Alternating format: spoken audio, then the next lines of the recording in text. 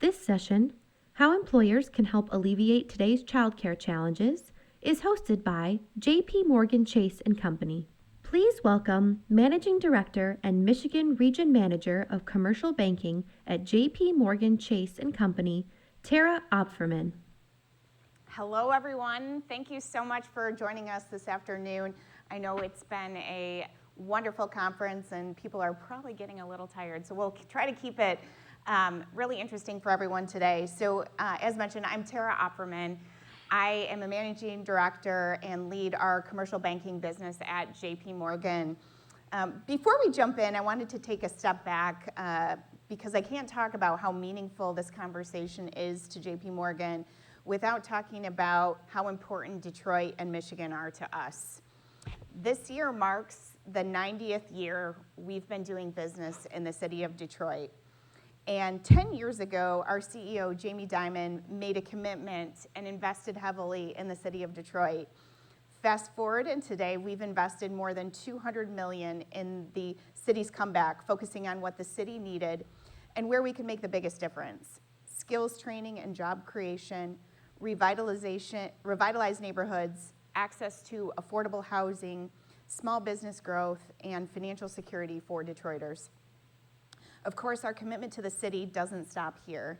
As we continue to write new grants and make more business-led investments, we're paying attention to the new and evolving challenges we're seeing in the labor market.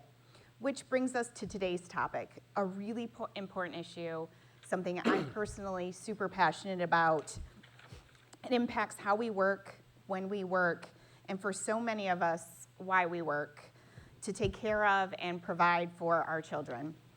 Across the country, childcare isn't integrated into our business infrastructure, and when the pandemic hit, the world stopped working for the majority of working parents. According to Harvard Business Review, 1/3 of the U.S. workforce, or an estimated 50 million workers, has a child under the age of 14 in their household. We know this plays an immense role in the employment decisions made by working parents, in particular for mothers and families of color. In a survey of 2,500 working parents, nearly 20% said they had to leave work or reduce their hours due to a lack of childcare. And when you look at what's happening on the other side of the equation, this makes sense. The childcare industry lost nearly 88,000 workers, or 8% of its total workforce during the pandemic. In Detroit alone, we have roughly 37,000 children ages 0 to 5 in need of childcare. Yet there are only 18,000 seats available, which means we are only able to serve a little less than 50% of the current demand. Furthermore, it means 12,000 people can't enter the labor market because of lack of accessible, affordable, and high-quality childcare. So yes, this isn't just a family issue, it's a business issue. It affects how employers attract talent, how we foster retention. While this conversation is often centered on state and federal funding, there's a huge opportunity for employers to help remove these barriers. Employers that provide high-quality childcare will not only differentiate themselves from the competition, but will find employees who are less likely to move jobs if it also means moving their childcare from an environment they love and trust. It's up to all of us to think outside the box when it comes to helping working parents. That's why I'm so excited to be here today with 3 incredible panelists to explore the innovative ways we can tackle this problem. From Kalsec, a privately held family-owned company out of Kalamazoo, whose expertise encompasses a full line of natural products and solutions to meet the challenges faced by food and beverage manufacturers, I'm joined by owner and chair of the board, Martha Todd, and former CEO, Scott Nykiza, along with Tim Bartek, a senior economist at W.E. Upjohn Institute for Employer Research. His work focuses on state and local economic development and how to boost it through policies that include early childhood education. So please join me in welcoming Martha, Scott, and Tim. So I can't thank you enough for your willingness to get on stage and talk about such a critical issue to our economy and to the state of Michigan. Martha, you were a real trailblazer on this topic and made a very cutting-edge decision as a privately held business to invest in a child care on-site facility. Can you kind of explain what is the farmhouse on your campus, and sort of how you got to making such a bold, brave financial commitment? Yes, I can, and thanks everybody for being here and listening. So the farmhouse is our on-site early learning center, and we serve all of our full-time employees and their children, ages 6 weeks to 6 years on campus. It's called the farmhouse because our company headquarters is on our family farm, and so it's the original homestead house from the 1800s. So we started that about 6-7 years ago, and now we've expanded. We had to build another building to house our preschool program, and we just kicked IS out of another building and took over for our toddler program. So we just keep growing and hitting capacity and then growing some more, so it's been really exciting. In terms of why we started this program, there's a couple layers. Personally, I've been a single mother for the majority of my adult life. And so working and going to grad school and having to make those decisions and those sacrifices about what do I want my career to be versus what kind of parent do I want to be, and knowing that all working mothers and families with children face these same issues all the time and always have. And pre-pandemic, the numbers were startling as well. I mean, I think it's in the public eye now because of the pandemic, but before the pandemic, 30% of women who had children never returned to the workforce. And the women that did not have the same career trajectory that they had before. Whether it was 6 weeks that they took off or 6 years, they didn't come back to the same job they had in the same path. And so it's no surprise that you don't see equal numbers of women and men in management and leadership and in boardrooms. And it's not because of lack of talent or ambition or credentials. It's just that, our paths, we tend to take the burden of those sacrifices heavier. And so for me, it was about removing that burden for women in our company and removing that barrier of re-entry for women. So it was a personal passion of mine because of my own experience, but also really a decision about equity in the workplace for women. And then, luckily, I have an amazing company that shares values of family and integrity and commitment to our values. So it was a pretty easy sell, which was a bit surprising to me. I think one thing to add is that Kalsec is a B corporation, and we just officially became that a couple of years ago. That's a benefit corporation. And it's one that the corporation is judged by the board of directors on profitability, what they do in the community, and what they do for their employees. So we had the foundation on our campus to do a lot of things for employees and to take care of our people, and we treat them that way. We know they're our most precious resource. But what we didn't have until Martha spoke up was an inspiration to get started. And so through Martha's determination, and just to hear her talk now, that was enough inspiration to say, we've got to do this, and we've got a problem if we don't. So I give a lot of credit to Martha for speaking up. So Martha, you and I were talking a little bit about how difficult it is to start something like this. And so can you and Scott kind of talk about what are some of the challenges you've faced in implementing on-site childcare, and then how did your strategy, or did you reap some of the benefits of that during the pandemic when a lot of childcare institutions were closed or parents couldn't get access to childcare? I'll start out with just some of the challenges, and I think the first thing is it took longer and it costs more than we thought, and that should probably be a watermark on every project we do because it usually is like that. And there is a timing issue because you want to be able to open it up when the school year starts for kids that are going to be coming there, and so timing is important. We had to start thinking a lot differently because we're a food ingredient company. We were not a child care provider, and so that means, hey, what is the insurance, the liability, what is the security for kids that are there, what are the audits that we need to do, what's the safety, what are the requirements. It was a whole bunch of regulations that are meant to keep kids safe and that we had to start thinking about differently. And because we started it 6 years ago, there wasn't as much, I think, awareness of ways to get help and partner as there is today. And so I do think we ended up going a little bit slower, but we were a little bit more careful. We had to get new skill sets, so we were recruiting talented people to work in the daycare center, the early learning center, and we had to figure out what kind of training they needed, staffing requirements, and how we could get all of that done. We also found that we need to get some oversight from a management group, and so we had people in the company that were willing to work on the management board.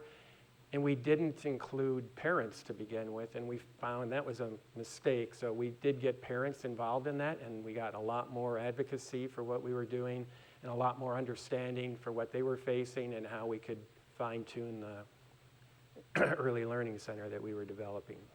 And I think Scott mentions the staffing, that's a really hard sell a lot of times, because as a former teacher, I know one of the benefits of being a teacher is not the pay, but the schedule. You know, you have long vacations and you have the summer, and so for us, you know, we open at 6 a.m. and we close at 5:30. That's a long day, and it's a long year. We're open every single day that Kalsec is open throughout the year, so there's no 2-week winter break, you know, so attracting people that want that level of work, and then balancing that with, you know, we looked out initially trying to make the business case for the farmhouse and not have it be a huge financial drain on the company. You know, we're like, okay, what's the going rate for paying teachers? And we were, I mean, I guess we all know, but it was kind of shocking how little teachers get paid.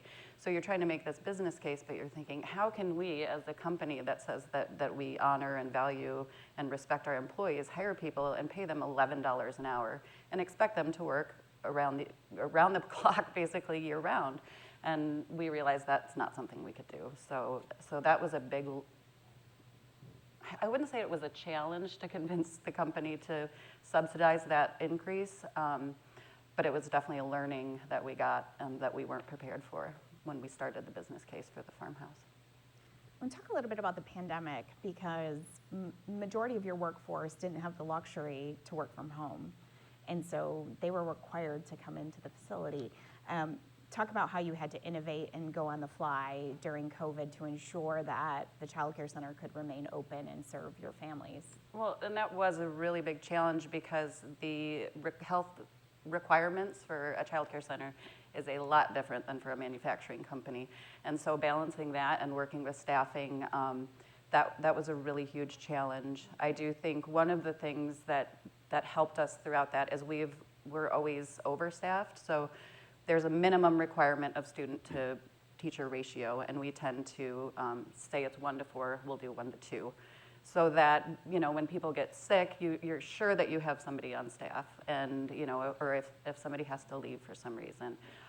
So that protected us a bit, but there were definitely times where we had to, I mean, we remained open the entire pandemic except for when mandated by the state.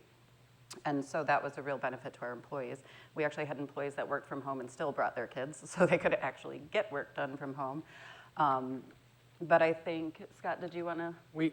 We also had masks that we used a lot, and that, you know, early on we didn't know what we were really dealing with, and so everybody was super, you know, concerned about safety in that, and that's really hard with kids in general. But then we got to a more pragmatic approach, and we were able to continue to stay open in that, so that was a big part of it. And we had a lot of activity that had been taken off campus, so we did still have needs, you know, that were met for childcare for a lot of the workers that came in every day, and that was really good. So one of the stats that we quoted was like an 8% reduction in available childcare workers as a result of the pandemic. You touched a little bit on pay, which is a huge component, but have you faced any other challenges in attracting and retaining talent for your child care center, and how has the company addressed some of these challenges? I think the pay is the first thing, and so, and it's not just that. So, I mean, we do really have a vision about taking care of our employees. So once people get started there working there, they find out, you know, a lot of the benefits that what the company does and how they treat employees, and that's important to the family-owned company, and it's important to all the employees that are there. So pay was a big thing, and we didn't go out like, hey, we can get this done for $10.50. It was like, what's the prevailing rates, and we started there, and it was like we couldn't get a lot of people, and why wouldn't people want to work at Kalsec? It's a great place, we all love it, and then we started doing the math, and it's like it's pretty poor. So we got everybody up to $15. A lot of people are now at $40 an hour, and everybody got benefits, which was a shock to a lot of people there. So people that, you know, never had, maybe they, I don't know what they were doing for medical or dental or vision. They had pension plans now, and so that gave a lot of stickiness to employees and people in that area to really stick with the company. We do have turnover in there. I mean, there are opportunities for some of those people to lead other daycare centers in the city, and so some of them end up going into daycare and elevating their role because we don't have 10 directors. So they do move on a bit in that, but for the most part, once you get into Kalsec, that stickiness of what they do for wages and benefits really helps a lot. So Scott, many small and medium-sized enterprises face financial constraints, and obviously you and Kalsec made a huge financial commitment to make this work.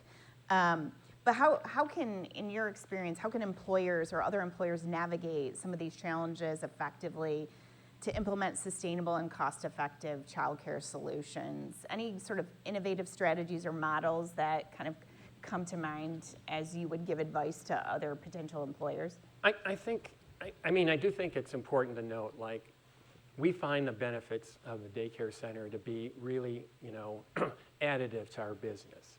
So when we recruit people and we have that, we got a leg up on everyone who doesn't. When we try to retain people and somebody says, I'm going to take another job here, and they go home, and maybe their partner says, well, who's going to take care of the kids? I mean, then they think, yeah, okay, maybe I'll stay. So you get through some of those things. So there's a benefit to that, and there's a cost that you save in terms of retention and recruitment that you don't often have if you don't have something like that. The company is interested in the welfare of the employees, but they're also interested in being sustainable, and that means they've got to make profits. And the more profits they make, the more they can do in the community. So we're not ignoring the cost of running it. So what is our ROIC? And it has a lot to do, and you can calculate it for your own condition. How much are you going to subsidize? So we ask every employee that sends their kids there to pay something. And if you work, as Martha said, at this level of compensation, you pay less than if you work at this level. So it's on a graduated scale. And then how we choose and how much we're going to subsidize is how we want to build our child care center. And one thing we've found out, it's really more of a learning center. So we want the highest quality of education for those kids in those years, because we know that has so much impact on their whole entire life. So we've had 6 different languages spoken in that classroom because we recruit people from all over the world. They go on nature walks. I've often thought that's where I would like to work when I'm done. They do a lot of things for the kids, and so we pay more for that. And we don't want the subsidy to be, we want the employee to pay some of it, and we decide how much, and then we look at our ROIC, and we think about retention and recruitment and all of the things we get. And we think about an employee like me. I don't have kids in the child care center, but when I come to work, I know that if she's working there and her kids are there, that she's being taken care of, and that she's working in next to me, and that the company is moving ahead because they're taking care of those needs. So there's a huge amount of benefits. Some of them are easy to track in terms of what you spend. Others are more about what you imagine your retention is. And we lost an employee, it takes 3 months to get another one, or we can't recruit this person because we can't offer this. So I think it's everybody's area that they've got to figure out. I get a lot of questions. How much does it cost you? Is it $100,000? Is it $400,000? It just depends on your appetite of what you're going to do for your employees. And the last thing I'll say on it is, we look at all of our benefits and we look at our salaries and we say this is a salary that's pretty comparable to what people can get.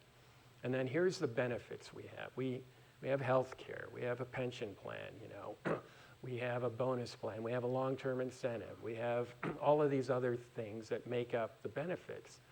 And how we spend that money, now we have another prong in there, and that's our child care center. And we're going to spend this much on child care, and that's going to be part of the benefit package. And maybe we'll do a little less here, maybe we'll do a little more there.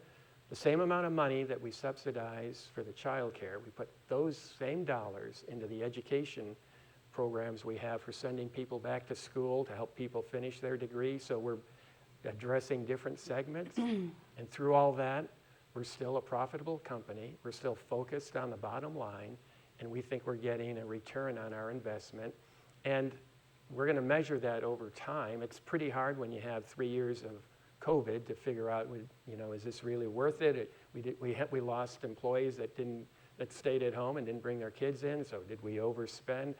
Once we get going on a more even path, we'll be able to see those benefits. And the ultimate one will be when one of those kids graduates from college and comes to work at Kalsec and say, I've been working here since I was 6 months old. Well, and I think also, what we found, what we decided to do for us, it's not going to work for everybody, and not everybody's going to have a beautiful farmhouse on their campus that they can fill with, 45 kids. There are other options out there, and I think, the people in this room are here because they have ideas or they're looking for answers, and, networking is really great. I mean, there's the Tri-Share program that Tim can talk about. There's partnerships with other companies that you can seek out on your own, figure out what works for you. You decide how much you want to put into it, if you want it to be fully funded by the tuition. So there's a lot of ways it can be done. We just found the one that worked best for our company and our culture. Well, it's an incredible story, and I know personally, 10 years ago when I had my first child, telling the daycare center and getting on a wait list before I even told my mother, kind of exacerbates and shows that this has been a long-standing issue. So Tim, while it's inspiring to hear Kalsec's story and incredibly powerful, we have to acknowledge that there are limits of employer-based childcare, and the fact that this is just part of the solution. What else do we need to create a more comprehensive solution to Michigan's childcare crisis? Well, I certainly think we should be encouraging more employers to do what Kalsec is doing, but we're also going to need to have community-based solutions. So fitting into the theme of this conference, and you need to have a variety of people involved in this. I mean, why do you need so many people involved with it? Because this is, as already mentioned, this is a sector in crisis, the child care sector. Basically, parents can't afford the child care and preschool, and at the same time, the teachers in child care and preschool are not being paid adequate wages. There's a collision here, and this is something that's not going to necessarily improve. We're not going to, ChatGPT is not going to be taking care of kids. We're not going to be able to automate this. This is a labor-intensive sector inherently. It's going to be expensive, and the statistics, it was already mentioned, the low wages, they're appalling. The median wage of child care workers in Michigan is $13 an hour. The median wage of preschool teachers in Michigan is $15 an hour. The median child care worker makes less than the median wage for an animal caretaker. The median preschool teacher makes less than the median wage for an animal trainer. So, I have nothing against animal caretakers or animal trainers, so if someone has a close relative working in those fields, maybe they need more money too. But we need to value children. So we need a comprehensive solution that's sufficient to really dramatically push up wages, which requires spending per child 30 or 40% more than we're currently spending. Now, what can we do to encourage employers? We can do things there. The Tri-Share program was mentioned, where under Michigan's Tri-Share, 1/3 employer, 1/3 the state, 1/3 the parent. That's great. The state could encourage more employers to get in by, frankly, upping the state percentage. It would be great if, in addition, if every local economic development organization in the state made an effort to educate individual employers about the various tax credits and the various subsidies that are available to help run these programs. And in cases where there are smaller employers where they need to form some kind of consortium to have a child care center, That is something that local economic development organizations and of course other community groups can try to help facilitate. But we're also going to simply need to increase overall funding in this area enormously, because otherwise we're not going to be able to push the wages up. And I guess the other point I would make is that universality of high quality care for kids is very important for maximizing the return to that investment. If you just think about it, if a kindergarten teacher knows that every single child entering that kindergarten has had the benefit of high quality early care and education and is ready for kindergarten, you can run kindergarten in a dramatically different way. You know, we're not talking about taking kids in preschool and drilling them on flashcards. We're talking about them learning educationally through play, learning how to get along with their classmates, learning how to get along with authority figures like the teacher, and then they are set up for success in kindergarten. And you can do so much more in kindergarten if every kid is in this. And the limits is if we just do, again, this is the power of and collaboration. We need to have the employers more involved. Let's expand that. Let's get consortium of small employers. But let's also have community-based childcare. Another point is related to this. So it was mentioned, you know, you need childcare to go back to school. Well, there's no employer there. So if you have totally employer-based childcare, what do you do for someone who wants to go back to school and to go into job training? So we need to make sure that we recognize that this is a support not only needed by employees, but also needed by people who are making human capital investments in their skills, which is so critical to our economy. So you touched on it in your last sentence. So talk about the economic impact, because as children enter this type of learning environment at an earlier age, there's bound to be a magnifying impact to the economy over time. We talked about how if we were to have more child care spots in Detroit, we would have 12,000 people being able to enter the workforce today than we have. What is the overall economic incentive or impact that can be made by additional funding, right? Because sometimes we have to track that ROI on our funding resources and kind of how we put that money to work. Okay, there's a short run, medium, and long run impact. So the long run impact, which I think is actually the most important, but it's hard to get people to focus on long term, is we know that high quality childcare in preschool dramatically increases skills and dramatically affects labor force participation rates and earnings of the children later on. So we're talking about that when people in their 30s and 40s, that their labor force participation rate will be 10 or 15 percentage points higher on average because of high quality preschool.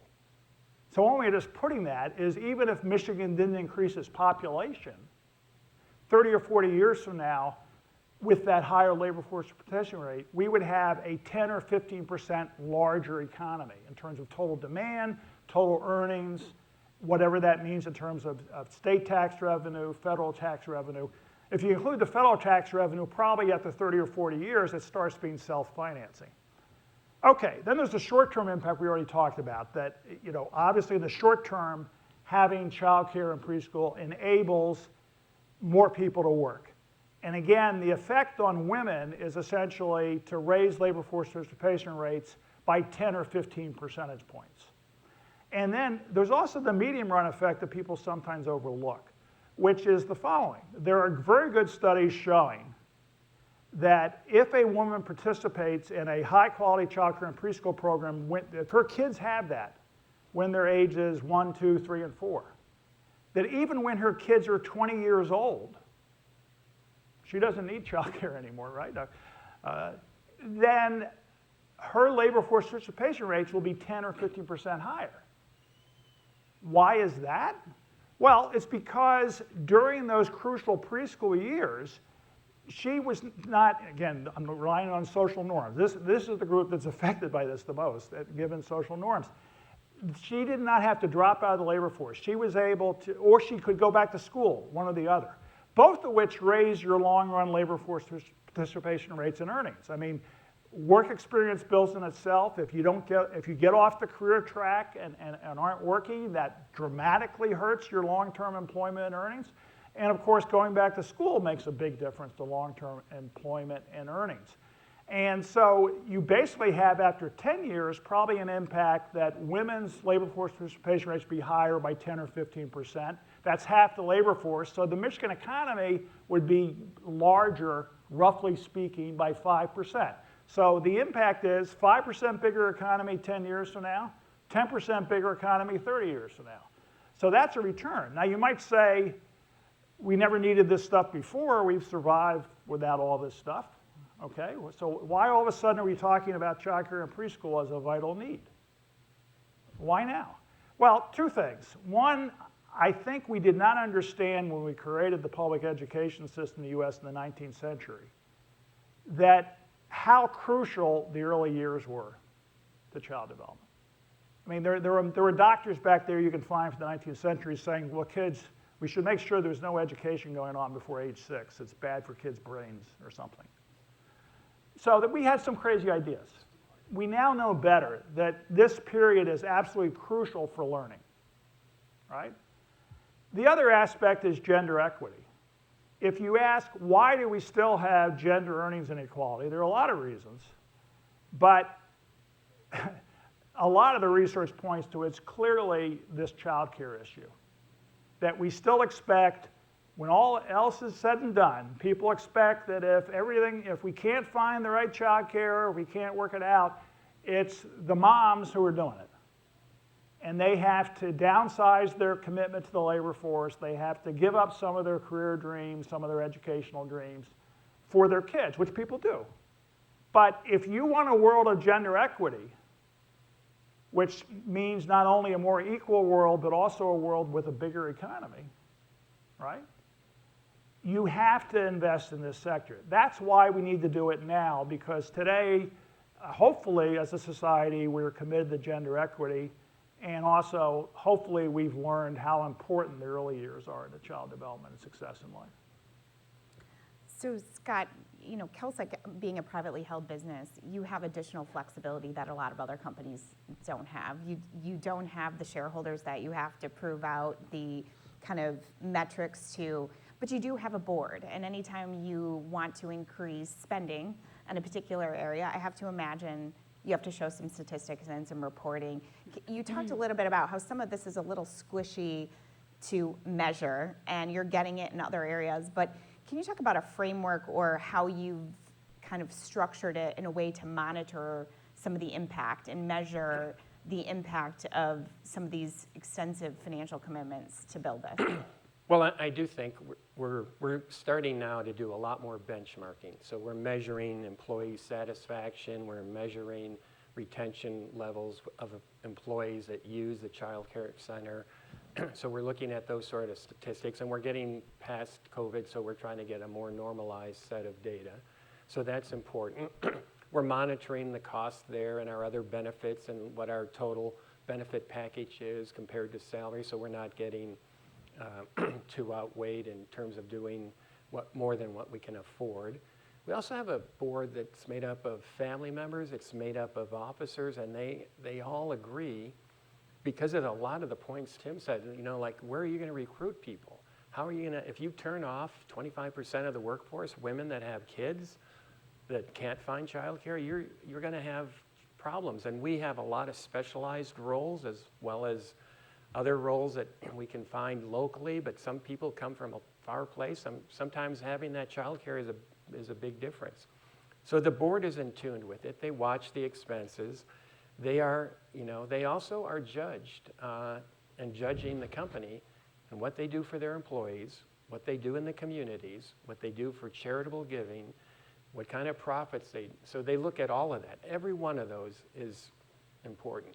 If we make a lot of money and we don't do the other things, they're gonna fail as a board of the company. So the family and the company is aligned on this, and it's important. I think also, you know, when we started a couple years before the pandemic, and so we just, you know, I mean, Scott mentioned it, we have a couple of our most brilliant, you know, triple PhD scientists that said to us directly, like, this is the selling point for me. You know, I have 5 job offers. This is probably, you know, Kalamazoo or Boulder, Colorado, you know, it's, you know, and this is, you know, They're really, similar. Right. So that's a big one, but really measuring, we haven't been able to, people ask about, the ROI or the ROIC. That's not something we've been able to measure yet, but we've looked at other companies that have had like JP Morgan Chase is one of them that has on-site childcare, and I think your calculations were about 110% ROI. In Patagonia, that's had it since 1983. I think theirs was 125%. So, there are people that have the firm numbers. For us so far, we're really looking at employee engagement. So we just had our first survey come out where we pulled apart the data and focused on what the scores were for farmhouse families versus the rest of the company. And across the board, it was an average of 13 points higher on every single question that was asked, whether it had to do with culture, whether it had to do with my ability to advance in my career here, whether, do we do enough for community engagement. So that was pretty stunning because it wasn't 2 or 3%. I mean, some of them were 25% higher. That's incredible. Yeah. One thing I want to add to this, so on a micro scale, what you're talking about is that this program helps Kalsec recruit employees and retain employees. But that's actually, as we know from some of the discussions at this conference and leading up to this conference, that's a macro issue for Michigan. Which I understand the governor is supposed to be talking about this later today. How do we increase Michigan's population growth from its current dismal rate to, it looks like it's going to be going down if nothing else happens?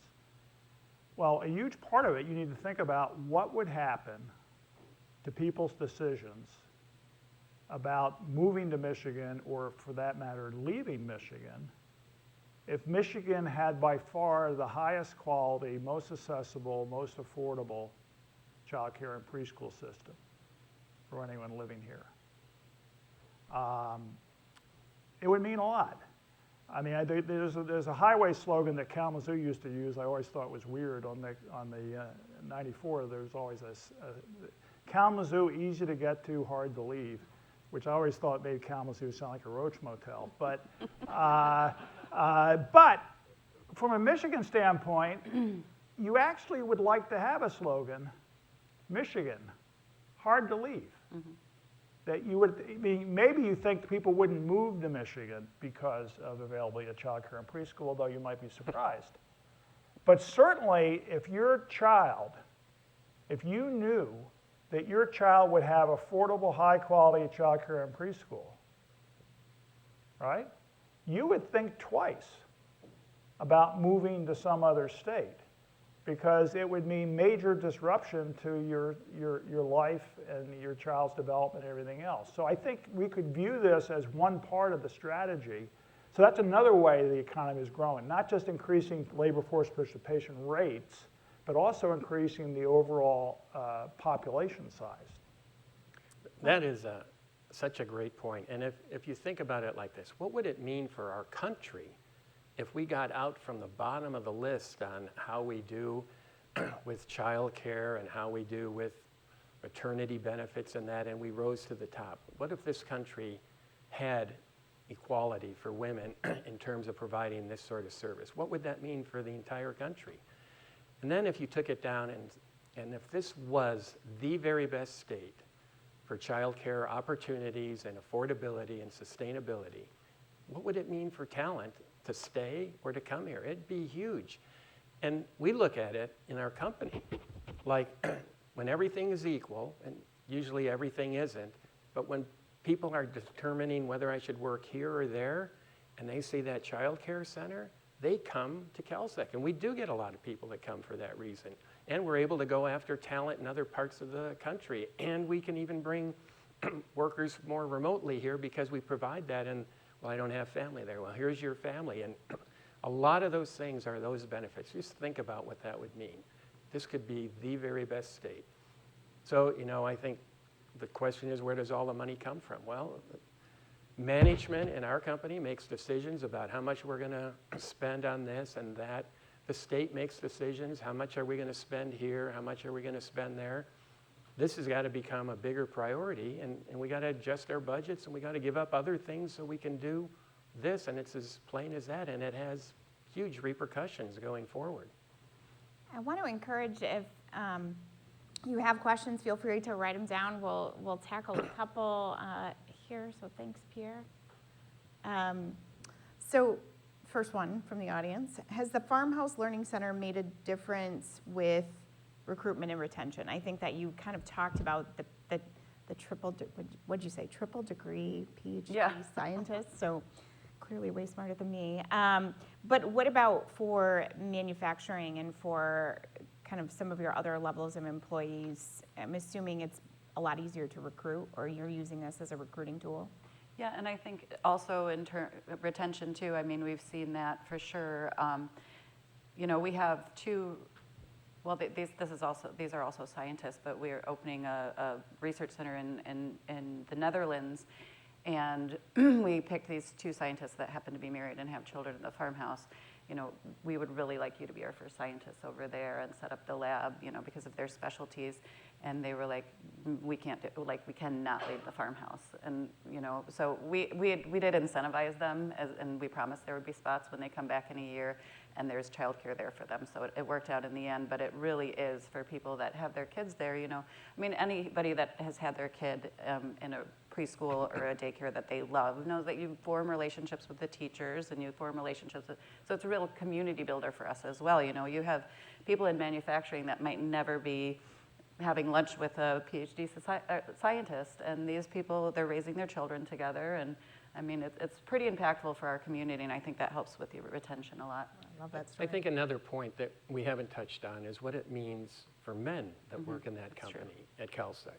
Because a lot of the men bring their children there because their wives might work somewhere else. It's not every partnership that comes there, and so men are dropping off their kids and they're picking them up, so they're actually sharing more of the workload. A lot of men go up to the farmhouse, they read to their kids, they have much more contact with them, they're finding out you know, that they're taking more responsibility, which helps for parent building on both parts of the equation. So there's a lot of benefits. So there are a lot of people in manufacturing that is dominated by males that are finding that's a huge benefit. And it's a change, you know, I think over time and that in the roles that, you know, well, women were charged with this, and they still are. That's why the COVID affected them so much more when childcare left and women left the workforce. The Great Resignation was a great she resignation because women took the brunt of that. I remember my mother did all of that because she was in charge of childcare, and there were 4 of us in the house. My dad did what he could, but he was working, and that was his role, and traditionally that's how they shared it. My mother might say to him, hey, can you pick the kids up after school today? And he might go, yeah, sure. Now, where are they going to school and what classroom? I mean, that's the way it was. And if it continues that way, it'll be a disaster. So that's changing, and I mean, I love it. When I see guys go up there and read to their kids, and they talk about it, and they bring them in, and it's just it's a much healthier family dynamic when you got both parents doing that. So Tim, are there good examples around the country of innovative early childhood care programs that we could compare or look into, or any public-private partnerships that are addressing and paying for this? I think at the state and local level, there have been a lot of good experiments in preschool. And there are a lot of states that are way ahead of Michigan in funding preschool, a lot of local areas. So Oklahoma, for example, very conservative state, has free universal preschool for 4-year-olds. They kind of snuck that in. It's interesting legislative sausage. Some state legislature proposed changing the number 5 to 4 in the school aid bill. So that all of a sudden school districts could get money for educating 4-year-olds. And as a result of this, school districts started doing it. Now the legislature there can't kill it. DC has universal preschool for 3 and 4-year-olds. And that's raised labor force participation rates of women in DC, as I said, by 10 percentage points, and had a huge effect in that. And they're now working on childcare. Childcare is tougher because childcare gets really, really expensive. Preschool, I think states generally have been working, they work at age 4, is easier than age 3, a little bit, and then you get down, the ratios get such that it becomes extremely expensive if you do it on a large scale. But, there are a lot of experiments in preschool at the state and local level. I think to really comprehensively address childcare is a larger dollar magnitude that needs to be faced up to. We need to work on it, but it's going to be tough. So before we close, I want to ask each of you, what are some of the insights or lessons learned that you'd share with other companies or people in this room as we consider policy changes or new child care solutions? Well, I'll start from my experience. I think it would be really great if there was a place that companies could go to get like all the information that they need for the resources that they're going to need. Because for us, it was really trial and error. We had no idea that we were going to have the fire chief's cell phone number. We didn't know about licensing rules, fire escapes, all of these things. We thought, oh, we have a building, we're going to put kids in it.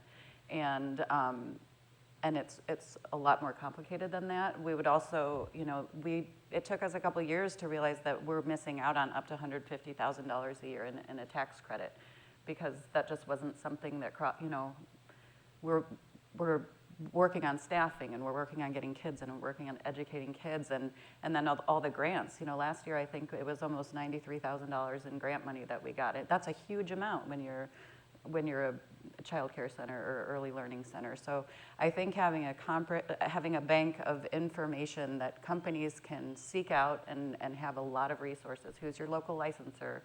All of these things that we're just like clawing at to figure out. That would be really helpful, and it would ease the process of entering that space, I think.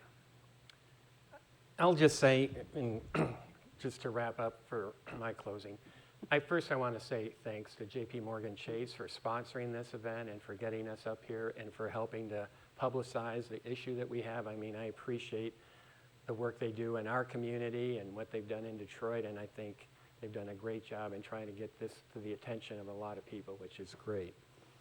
I think, in the end, I'd say there's a tragic history of how women have been served for employment in this country for a long time.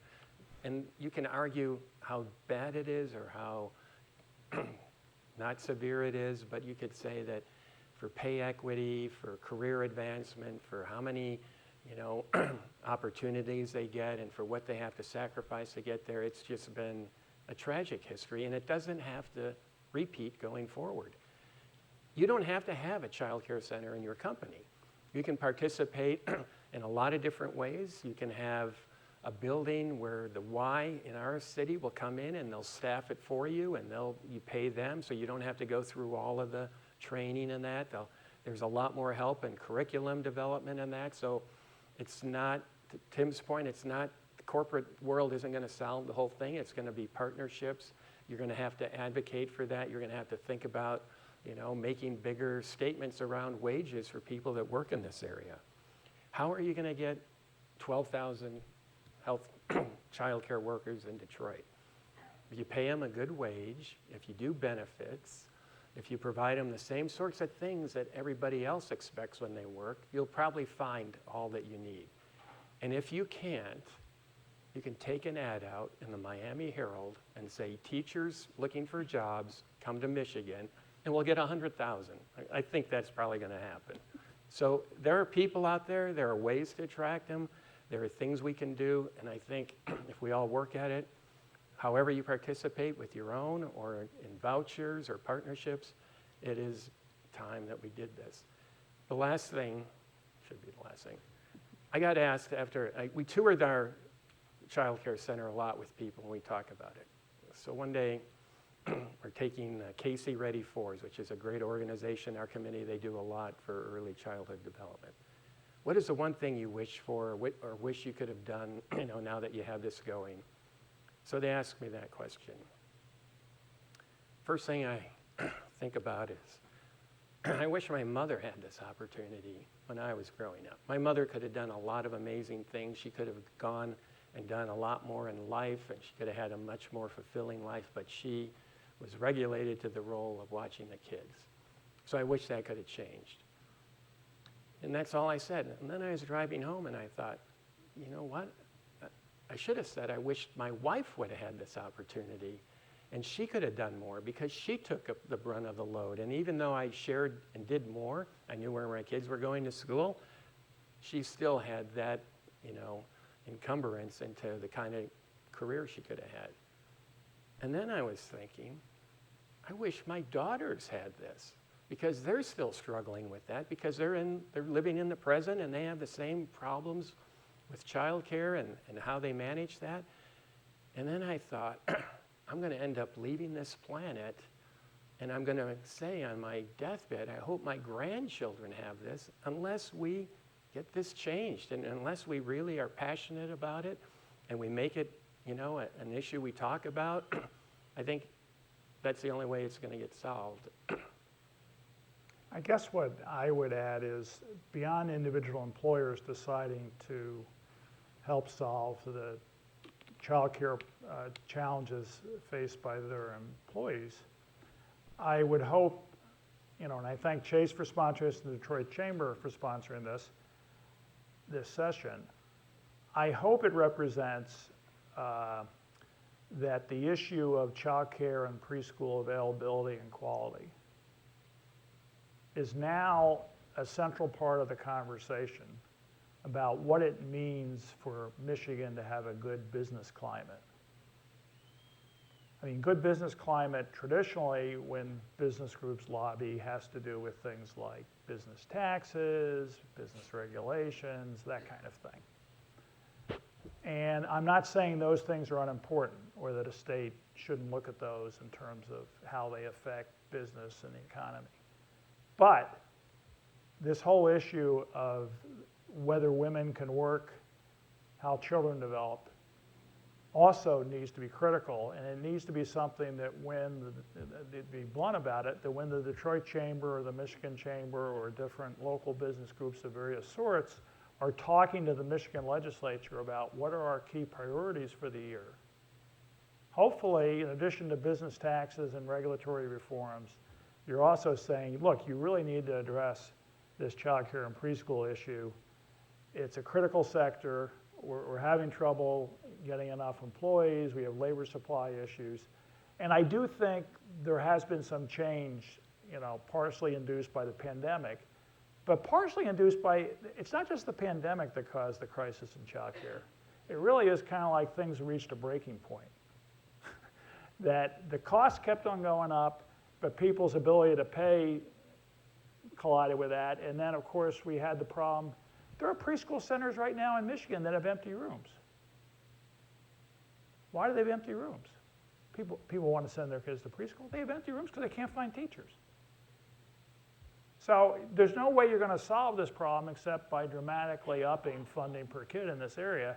And that's going to be something that's going to take everyone in the state working together and figuring out how do we pay for this. Because it's not, it is going to cost some money. I mean, it's no way around it. But it's a matter of whether or not you think this is a priority or not. Is this one of the key business climate issues in Michigan? Yes or no?